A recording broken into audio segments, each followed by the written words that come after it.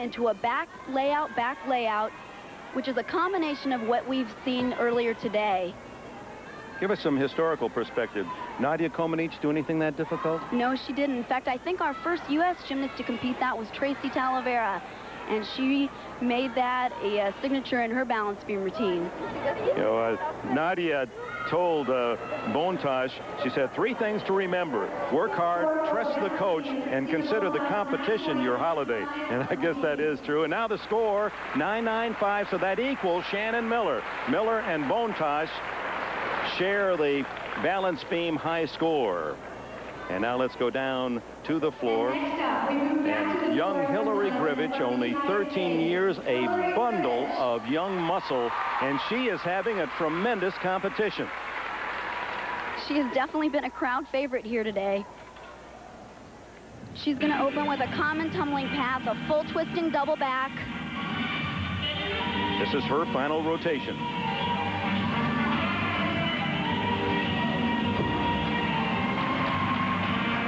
She had a little trouble on the landing there.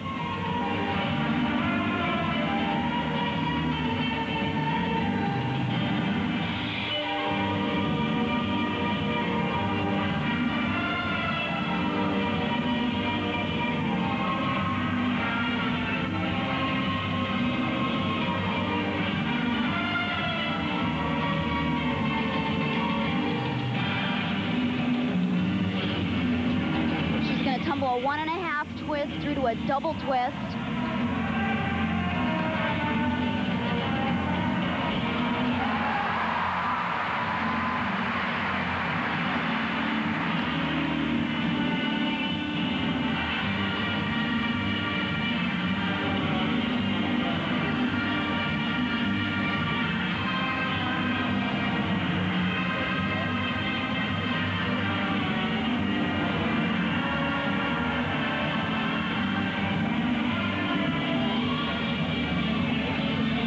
Definitely a bright hope at only 13 years of age. From Huntsville, Texas, Hillary Grivich.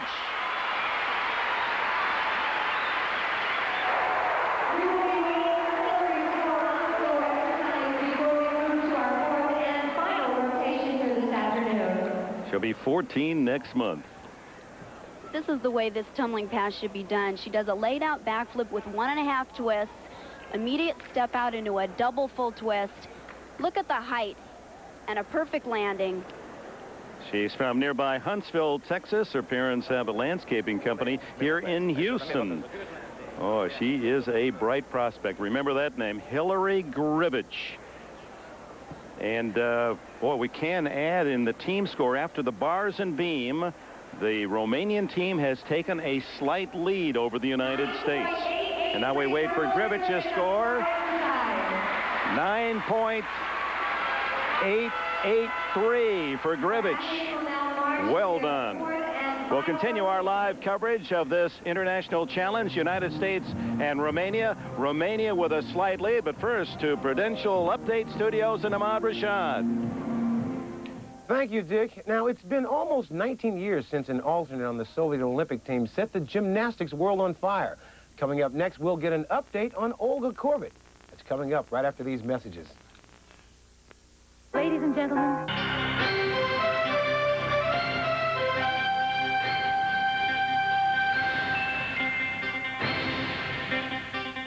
In 1972, a 4-foot, 11-inch, 85-pound 17-year-old captured the hearts of the world by winning the floor exercise and the balance beam while leading her Soviet team to the all-around gold medal at the Munich Olympics.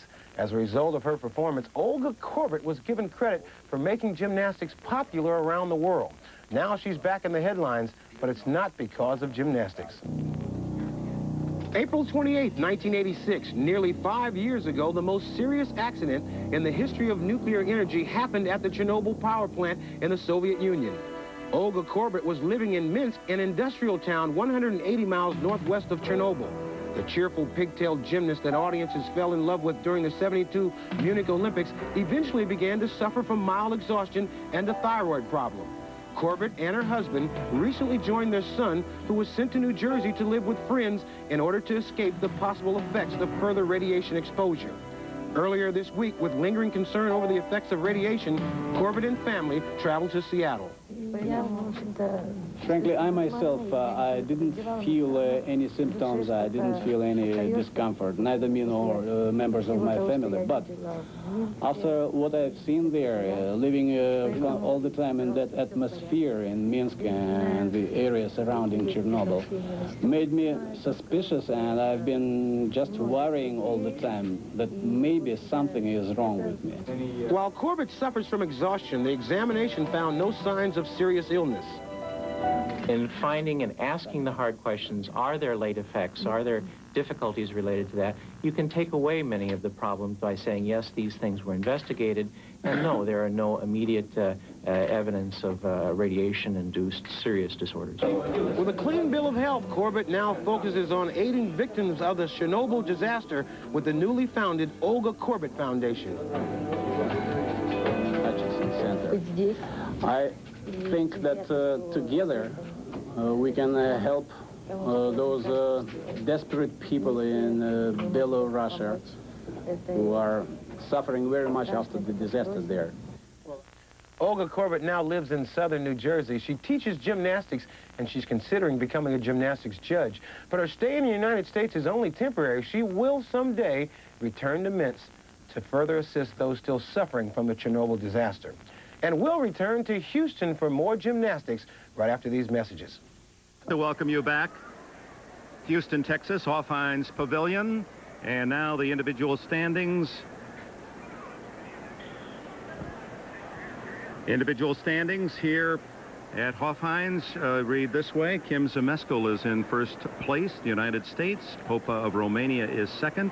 Shannon Miller, with that excellent beam routine, moves into third, and Nicolita of Romania is fourth. The Romanians, after 2 rotations, have a fractional lead over the United States. Julianne McNamara. Well, there's been some surprises. Bontage had the early fall that opened the door for the United States, but we've had our problems with consistency also, especially on the floor exercise.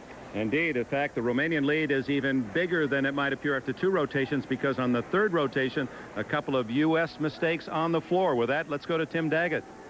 That's right, Dick, and the key there is a couple. Remember, every time you do a routine, every time there's the 6 events, okay, you're dropping one of those scores. We had 2 major errors in the floor exercise with both Kim Kelly and Shelley Stack, both of them falling badly. Let's take a look at Kim Kelly. This is a very interesting and difficult tumbling pass. She'll do a 1.5 twist through to a double full and is just totally off balance here. Watch, she'll stumble forward and the hands go down. That's a minimum of a 5/10 deduction. Shelley Stack, our only holdover from the last Olympic team, also has a very similar problem, doing a 2.5 twist. Now watch the critical part. Her feet slide out. She doesn't have enough momentum to make this front flip around. Disastrous mistakes for the U.S. team. Back to you, Dick. 1977 was the only other time the United States and Romania met head-to-head women's teams in gymnastics. So much has changed since then. Romania returns without Karolyi, but to Karolyi this year. Camp Karolyi, an hour and a half north of Houston.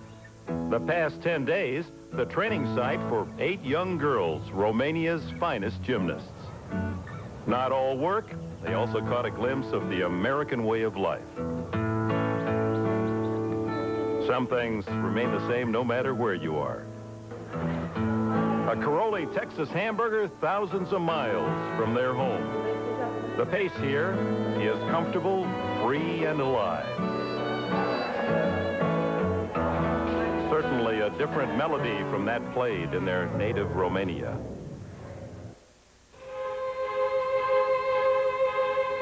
Lines. Lines everywhere. For food, for clothing, for everything. Imagine the hours of wait for products that have doubled in price. And then inside the store, the bare shelves say no.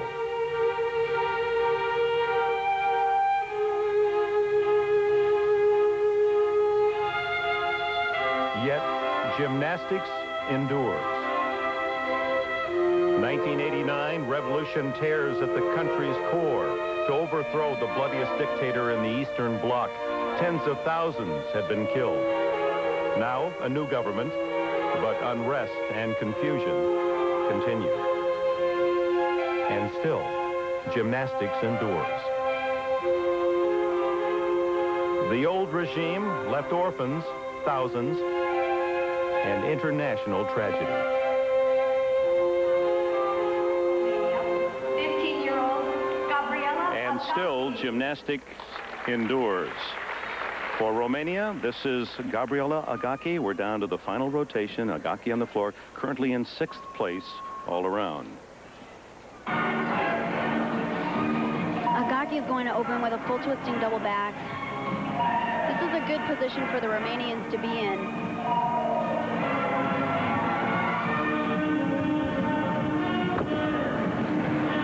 A little short there on the landing.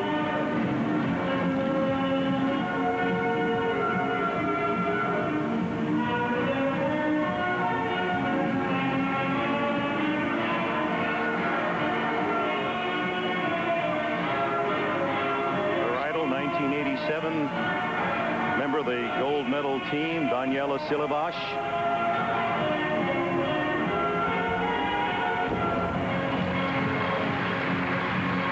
You saw her do 2 whips into a double full. That's what Kim Zemeskal adds 2 more whips, 4 whips into a double back.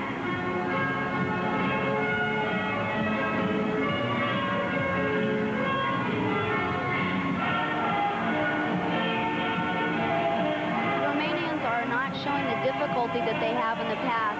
Bontash and Nicolita have outstanding difficulty, and from there on in, they're not as superior as in the past.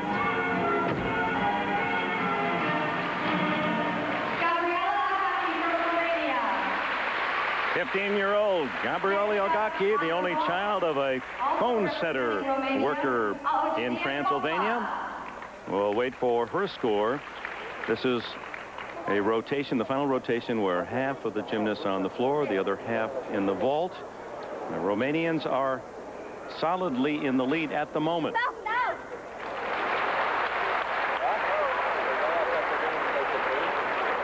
Reminder to stay tuned. Hilton Head Island, South Carolina, the Family Circle Cup. Gabriela Sabatini, Arantxa Sanchez Vicario in the semifinals. This was the coming out party traditionally for women's tennis, and so it is on the green clay there on Hilton Head Island, and we hope you'll stay with us. Action not only today, but the finals tomorrow live here on NBC. Bud Collins, Chris Everett, and Jimmy Connors standing by.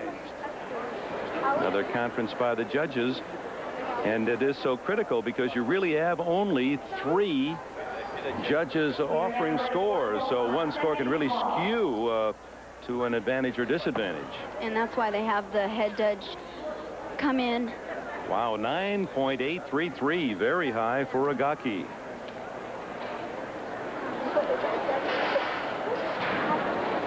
Next on the floor will be Shannon Miller of the United States. Shannon currently in 3rd place after 3 of the 4 rotations. And this is a good event for Shannon. I think something that's very impressive about this 14-year-old is she is experimenting with some new difficulty. Her coach, Steve Nuno, told me yesterday that her last tumbling pass that she would try a tucked full in, back out. She's going to open with a full twisting double back in a piked position.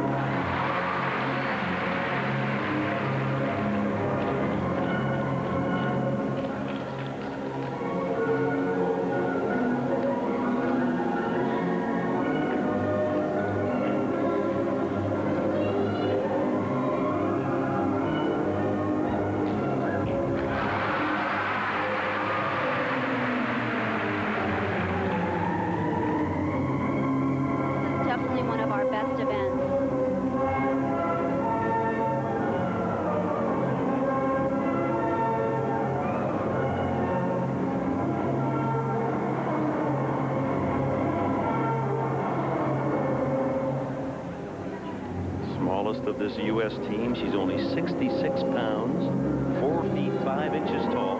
Each dinner sitting on a phone book. Let's see if she goes for this full twisting double back at the end.